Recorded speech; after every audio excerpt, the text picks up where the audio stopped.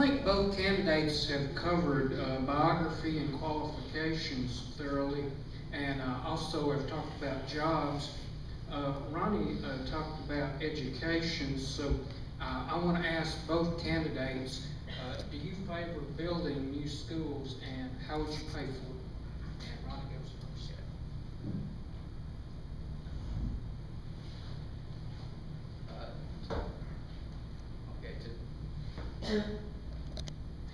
To me, that is an issue that is addressed by the school board. Whatever the school board's decision is the direction that we would probably need to go. And once they come up with a plan and a concrete plan to head forward with the building program, then we'll present that to the county commission, and then in turn the county commission will come up with a way to fund it. Okay. Well, my take is a little bit different. You know, last summer I attended the SCORE Southeast Regional Education Summit at Lipscomb University in Nashville. And that conference was designed to bring educators, administrators, policymakers, and other stakeholders together to identify some challenges that rural communities face and share some solutions that might help them improve student achievement. You know, I learned a lot that 3 days at David Lipscomb. I heard a lot of issues about schools in rural areas. You know, there's a number of different approaches. I've heard a number of different solutions to the schools. Basically, that's going to be up to the taxpayer. It's going to be up to the voters to decide whether or not we're going to, after the wheel tax goes off in the middle of 2014. We can't rededicate it to schools. It's got to be either go to referendum or the county commission. It's got to be voted on. It's got to be rededicated. But the wheel tax alone will not pay for new schools. You know, we've got other issues in this county. You know, Robert Sibley Airport has to be paid. Estimated cost of that is $1,300,000, but it's an 80-20 grant, so it's still going to cost us a significant amount of money. You know, schools, we've got some maintenance problems as well. We've got a roof on McNairy Central School that's over 40 years old that needs to be replaced. We've got a number of other issues other than just building the school. I've heard everything, guys, from send the Hardin County kids back, don't let them play sports together, build a mega school about somewhere around Lawton, and give those schools to middle school or elementary school kids. I know we have issues. I know that we have issues about schools. But we're facing some real tough times. We just barely passed this last budget, squeaked by it, and we had to cut some of the education budget. They didn't hire back a few folks. In the beginning, there was over an $800,000 shortfall. We finally got that down, and now we have a balanced budget, no loss of services, and no tax increase. So I don't think there's a real pat answer that I can give you about schools. Hey, I'm a retired educator as well. And I don't think, everybody in here will agree with me, I'm sure, that yeah, we need to address this issue. But we've got to find ways, number one, to get the best bang for our buck in this county. And we just, rather than a tax increase or increasing the wheel tax or whatever it turns out, or a combination of those, might be the only answer that we're going to have. But you know, I'll address this. We'll talk about this as we go along. We'll try to get the best solution, and it's what's best for the county and what's best for the taxpayer. Thank you.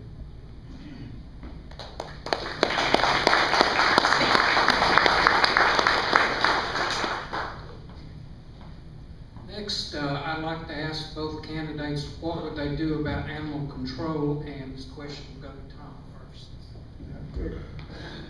Yeah, we've got an animal problem. I've got a suggestion. Last county commission meeting, we probably had, I don't know, 20 people perhaps that were there for animal rescuers. And they were asking the county commission to fund a animal shelter. We've got that many animal champions in this county.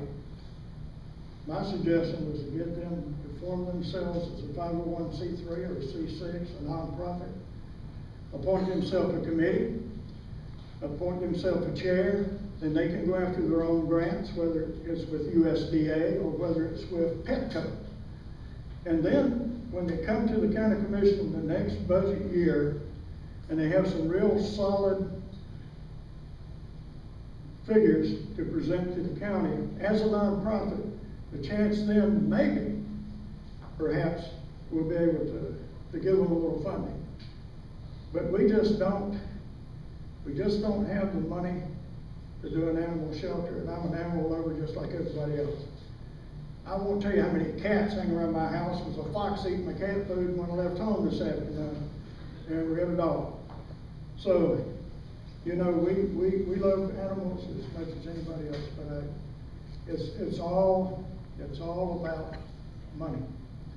It's all about taking care of the taxpayer's dollar.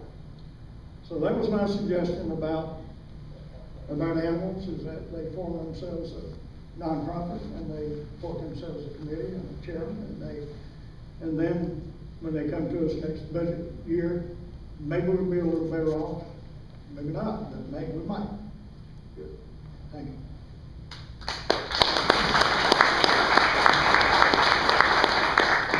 Well, I agree with Mr. Colley on the situation concerning money.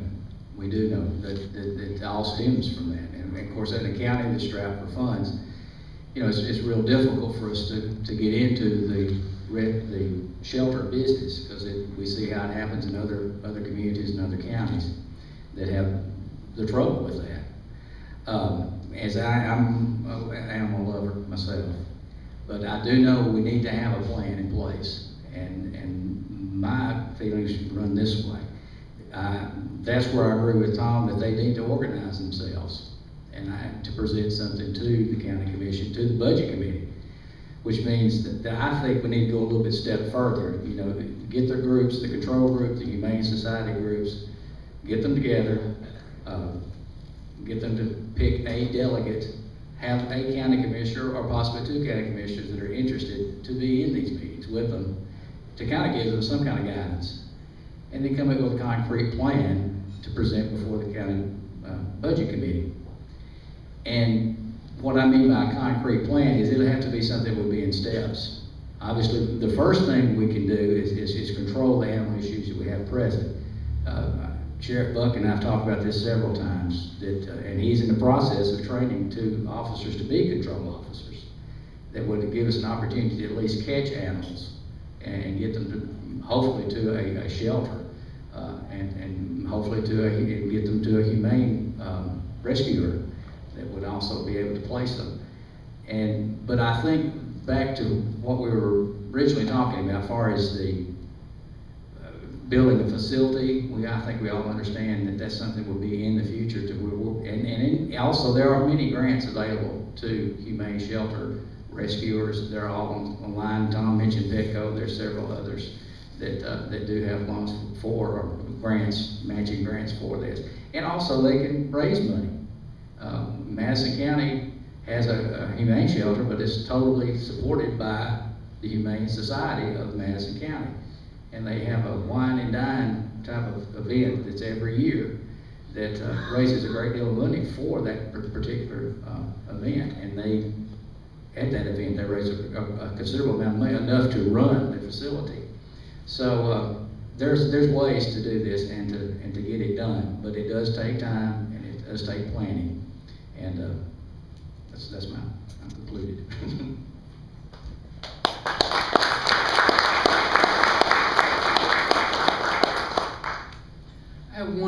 question for both candidates. Would they favor purchasing the Coon Creek facility? And Ronnie will go first. Again, to me, this is a tremendous opportunity for our county, the Coon Creek project. Those of you, I think most everybody in this room may be familiar. Some of you may have been out there. It's been many, many years since I have. And it is a treasure for McNairy County.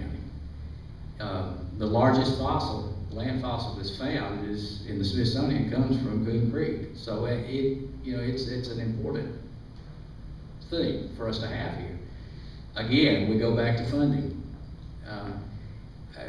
We have to work within our means, but I think we need to make every effort we can to try to see what we can do to purchase it.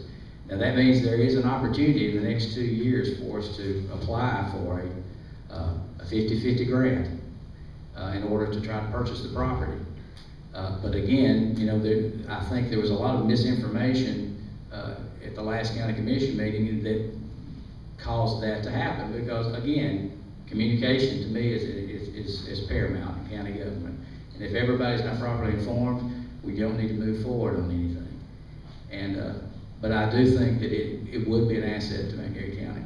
And of course, we have UTM right here that would be able to facilitate and use and supply us with the personnel to help run it. So there's a lot of opportunities there. Thank you. Ronnie, I agree with you.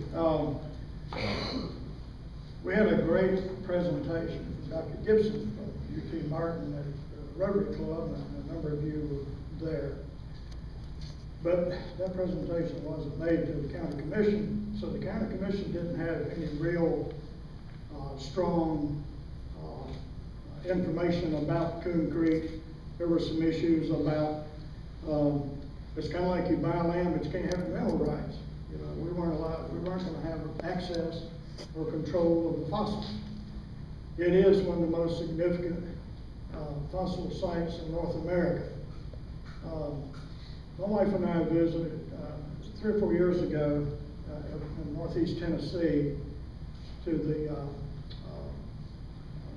fossil site up there that ETSU sponsored and kept up, and they had the building, they had tours, they had food, they had digs, but it was nothing like this. Dr. Gibson said that in one shovel full of dirt, they could get a dozen fossils. It's absolutely a fabulous, great site. But again, like Ronnie said, the next round of grants won't be for 2 years. The county commission couldn't act on it because they didn't have enough information to do so. And so they elected to put this thing on the back burner for a couple of years yet. And so, yeah, I agree with you, Ronnie. You're exactly right. That's exactly what happened. They maybe the next round of grants in 2 years, perhaps we might be a little better off. But I'm telling you, folks, listen, state federal money is drying up really, really quick. And some of you in the administration here understand that. Block grants are getting fewer, far between, and getting more competitive every day. Things are getting heaped on the counties, they're getting on the municipalities, and they're having to learn how to be innovative and create services and create their projects on their own. Now there's a few grants that are going on out here, a few block grants, but most of the communities, recently I worked with a community that had a water project. To give you an example, they couldn't get the grant, and they had to go to Economic Development Administration federally to get them a grant, so they don't use that up.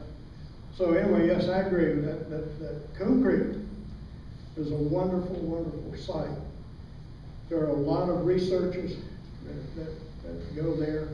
It's still owned by the Pink Palace. But the Pink Palace wanted to, if I'm correct, I think I'm correct, they wanted to maintain the fossils control of the phosphorus. So, thank you.